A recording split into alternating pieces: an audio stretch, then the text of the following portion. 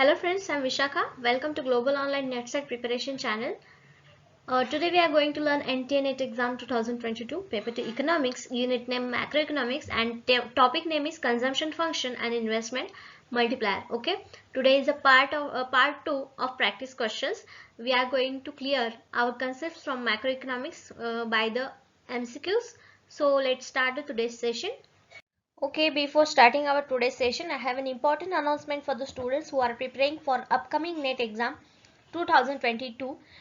We have a full syllabus score for those students who are preparing for that exam, Economics Paper 2. Okay, in that course we have included mock tests, full syllabus notes and video lectures, practice MCQs and PYQ. As we know the importance of PYQs in every exams for clearing, we have included that PYQs with PDF solution. If you want to join this course, you have to just download our application from Play Store. This is our official logo. You have to just search for that logo with global online name and download the application and you will get the course. Okay, the fees of this course is 4,999, but you are getting paper 1 full syllabus material free with this price. Okay, and one more thing you are getting with this price, that 20% discount on this price you will get when you are joining to the course. Okay, so let's join the course. Once you download the application, you will see that window. You have to go at store after opening that window and you will get the list of various courses. Whichever you want to join the course, just select the course, pay the fees and you will get all the material on the application. The very handy application you will get. Okay, let's start with the today's session. Okay, let's start today's session. Before starting our lecture, I have one more announcement that we have included evaluation test in our app. Whenever the session is completed, you can give that test free of cost on our app. So go on Play Store, download our app and try that evaluation test so you can get idea about your clearance of the concept. So today's first question is, neoclassical investment theory includes which of the following inputs? Here are some inputs, that is labor, land and capital. Which of the inputs includes in the neoclassical investment theory? Option A, both 1 and 2. Option B, both 1 and 3. Both 2 and 3. D, all of the above. What will be the correct answer for this? As we know, that in neoclassical investment theory, labor and capital inputs are included, not land. So what will be our answer? Our answer will be option number B, both 1 and 3, as the labor and capital are included inputs. Okay. Here are classical theory and neoclassical theory. What are the differences between these? In classical theory is an accumulation and allocation of the surplus output, and therefore their emphasis was on production and on the factors that influence the supply of goods. The production and on the factors, which factor that influence the supply of goods. Okay. In neoclassical theory, what focuses on individual choices. Okay, which unavoidably reflect subjective performance and beliefs and the allocation of the given resources among the alternative uses. Okay, in classical theory, paid comparatively little attention to the choice of individuals. What they have said, in classical theory, comparatively little attention. In classical theory, there is a little attention, but in neoclassical theory, neoclassical economics theories, it is aggregated and end product of individuals only. The classical economists have made consist efforts to explain the rise in capitalist mode of production in terms of historical analysis, and in neoclassical theories are expressed in mathematical model. Okay, here are historical analysis, and in neoclassical theory mathematical models exclude the concept of history. Okay. Okay, next question. The net induced investment will be positive. When will the net induced investment will be positive? Here are some options and here are some situations where the induced investment will be positive. Options are if the national income increase, if the national income decrease, if the national income remains constant, and the option all of the above. What will be the correct answer? The option A is correct. How? If the national income is increased, then and then only the net induced investment will be positive. Okay. Net investment indicates how much a company is spending to maintain the improve its operation. Okay, what net investment is? That indicates how company is spending to maintain or improve its operations. Okay, if net investment is positive, the company is expanding its capacity. Here they have told us that if the positive investment, the company is expanding, and if the investment is negative, the capacity is shrinking.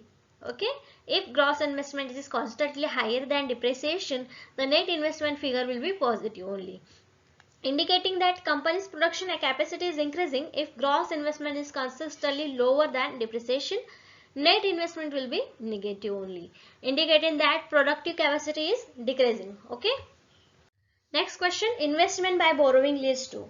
Okay, when we get borrow some money and invest in, what will be the condition or what happens? Okay, options are increase in liquidity, decreases in liquidity, no change in liquidity, and decrease in national income. What will be the our answer? The correct option will be option A, increase in liquidity. Okay, to increase in liquidity, investment should be borrowing.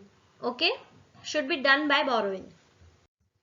Borrowing money to buy investment means that you can invest more than if you only use your own savings. Okay, what they are saying, not only your savings you can invest by borrowing also. This strategy also known as leveraging. While you are investing something by the borrowing money, that called leveraging, can boost returns. What can happen then? It can be boost returns, provide tax advantage, force you to save, and allow you to increase your stock market holdings. That can happen when you are doing investment by borrowing money. Next question, the consumption function implies that. What implies? Options are consumption increase as disposable income increase, autonomous consumption changes when people have low income, disposable income inversely influence consumption, consumption directly influence disposable income. What will be the correct answer for this question? What is the consumption function implies? The correct answer is option A, that consumption increase as the disposable income increase. Absolutely, when your income is increased from 10 to 100, okay, your consumption also increase. How? Firstly, you were having consumption of rupees 10. When your income get on 100, your consumption also get on 100. Means what? That consumption increase as disposable income also increase. The consumption function implies that. Okay. Consumption function in economics, the relation between consumer spending and the various factors determining it. Okay. At the household or family level, these factors may include income, wealth, expectation about the level and riskiness of future income or the wealth, interest rate, age, education, and family size also. Next question, according to the accelerator theory, capital output ratio is assumed to be. What should be the capital output ratio according to the accelerator theory? Options are increasing, decreasing, constant, or independent level of national income. The correct answer for this question is option C, constant. According to the accelerator theory, capital output ratio should be constant. Okay, it should be assumed that constant. The accelerated theory is an economic postulation whereby the investment expenditure increases when either demand or income increases. Demand or income, whatever is increasing, the consumption will be also increasing. The theory also suggests that when there is excess demand, companies can either decrease demand by rising prices or increase investment to meet the level of the demand. Okay. Next question, concept of multiplier was first introduced by whom? The options are Keynes, JVC, Hicks, R.F. Kunn. The correct answer for this question is option number D, R.F. Kunn. The concept multiplier was introduced by R.F. Kunn. Keynesian multiplier is a theory that states the economy will flourish the more government spends. According to the theory, the net effect is greater than the dollar amount spent by the government. Critics of this theory state that it ignores how government finance spending by taxation or through debt issues. Okay. Next question is, value of multiplier is determined by what? Options are MPC, that is marginal propensity to consume. Option B, that is marginal propensity to savings. Okay. And C option is both A and B, and this last option is none of this. The correct answer for this question is option number C. The value of multiplier can be determined also MPS or MPC. That's why the correct answer for this question is option C. The magnitude of multiplier is directly related to the marginal propensity to consume, that is MPC, which is defined as a proportion of an increase in income that gets spent on consumption. For example, if consumer saves 20% of new income spent the rest, then their MPC would be 0.8, 1 minus 0.2. Okay, how they are giving us example that MPC, that is marginal propensity to consume. When your income increase and 20% you are saving, remaining 80% you are consuming. Okay, then if your income is rupees 1, you are spending 20% means 0.2% you are saving and 0.8% you are consuming. Okay. The next question, according to the multiplier theory, economy operates at, in which level the multiplier theory operates? Okay, the options are full employment level, over full employment level, below full employment level. D option, none of the above. Can we see full employment level in every economy? No. Over full economy level? No. The only level that is below full employment level, the multiplier theory operates. Okay, the correct answer for the question is option C. If the interest rates are expected to rise, you would expect, what will you expect if the interest rates are rise? Okay, the statements are investment will fall, situations are given, that is investment will fall, savings will rise, and price of financial assets will be fall. What will happen? Investment will fall, that is also correct, and savings will rise. Why? The interest rates are rising. That's why the first and the second situation are expected in that situation. Okay, options are both 1 and 2, both 2 and 3.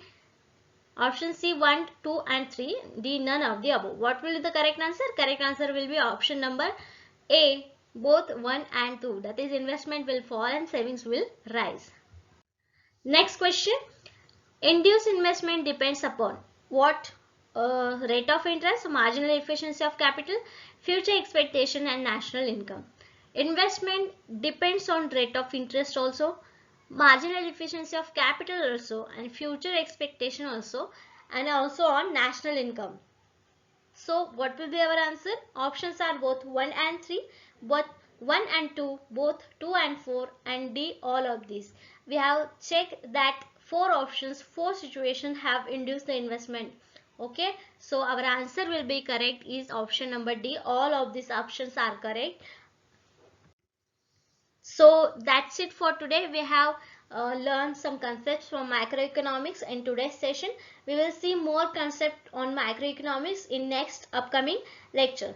Okay, thank you for today's session, and don't forget to take evaluation test on this session.